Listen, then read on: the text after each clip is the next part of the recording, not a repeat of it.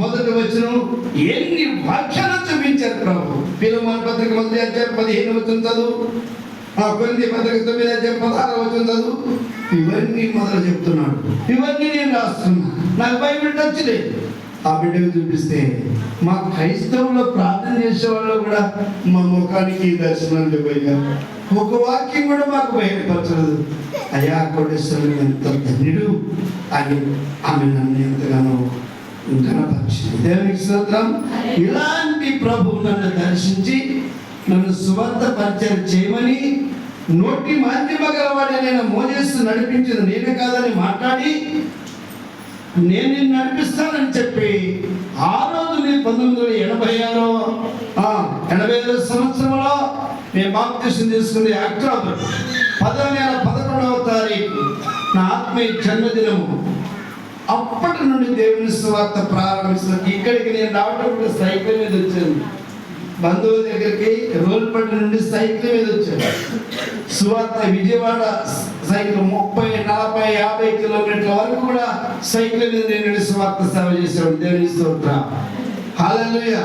కనుక దేవుని కృపది, సమాధానం అనేది గొప్పది. శత్రువుని క్షమించే మనసు, ప్రేమించే మనసు, క్షమాపణగా ఉండాలి. మనం దేవుని బిడ్డలను ప్రార్థన చేసుకుంటున్నాం అంటే సమాధానం లేకుండా, ప్రేమించకుండా, ఐక్యత లేకుండా ఉంటే దేవుని ప్రేమ అంటారండి. మన యేసయ్య ఎంతమందిని ప్రేమించారు? పొడిచిన వారిని కూడా, అరిచేతులతో గుద్దిన వారిని కూడా, ముళ్ళకి మళ్ళీ శిరస్సు పైన పెట్టి నొక్కిన వారిని కూడా.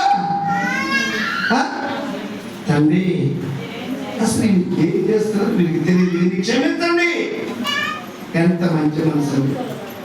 ఇంత హింస పెడుతుంటే అసలు వీళ్ళకి ఏం తెలియదు. చిన్నపిల్లలు వీళ్ళు, చిన్నపిల్లలు అండి. వాడికి ఏం తెలుస్తుంది, వాడిని కొడుతున్నావు అన్నట్లుగా మనం, వారికి ఏం తెలియదు. వాడిని క్షమించాలి. దేవునికి స్తోత్రం. అటువంటి తండ్రిని మనం ఆరాధిస్తున్నామంటే ఎంత భాగ్యం అండి. ఏమండి, ఎంత భాగ్యం, ఎంత గొప్ప ఆశీర్వాదం మనకి. అందుకని నువ్వు క్షమిస్తున్నావా? యేసయ్య క్షమించాడు. మరి నీవు కూడా ప్రార్థన చేసుకుని నీవు నీ శత్రువులతో మాట్లాడాలవదా? ఏదో ఒక రూపంలో మాట్లాడాలి, ఏదో ఒక రూపంలో సమాధాన పడాలి. అదే నీకు ఆశీర్వాదం, అదే దేవుని యొక్క ప్రేమ. దేవుని స్తోత్రం.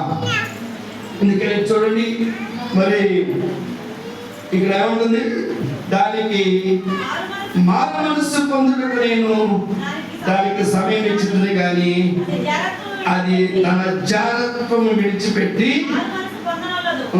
ఇదిగో దానిని మంచము పట్టించి దానితో కూడా విభజించువారు దాని క్రియల విషయమై మారు మనస్సు పొందితేనే గాని వారిని బహు శ్రమల పాలు చేతును, దాని పిల్లలను నిశ్చయముగా చంపెదను. చూడండి, మారు మనస్సు లేనందువల్ల దానికి సమయం ఇచ్చాను. వేశ్యకు, వ్యభిచారం చేసి బ్రతికే వారికి సమయం ఇస్తున్నాను. దొంగతనం చేసి బ్రతికే వారికి సమయం ఇస్తున్నాను. నరహంతకులు సమయం ఇస్తున్నాను. మారు మనస్సు పొందితే సరే, లేకపోతే దాని పిల్లలను చంపేస్తాను, శ్రమల పాలు చేస్తాను.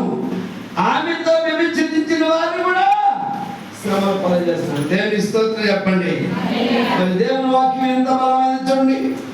మారు మనస్సు అంటే ఏంటండి? అది మారు మనస్సు అంటే ఏంటండి?